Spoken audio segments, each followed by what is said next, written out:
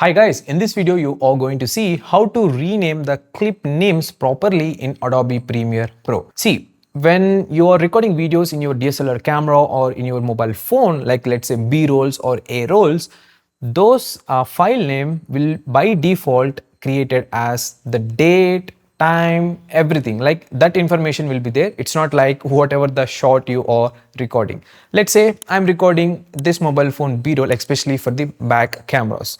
So while recording that B-roll, I mean for the back cameras, it won't create it as a back camera B-roll.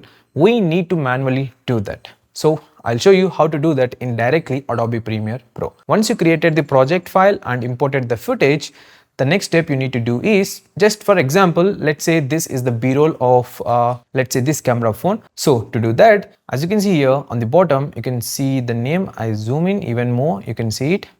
So just tap one time, it's going to be highlighted like this. Later you can change the name.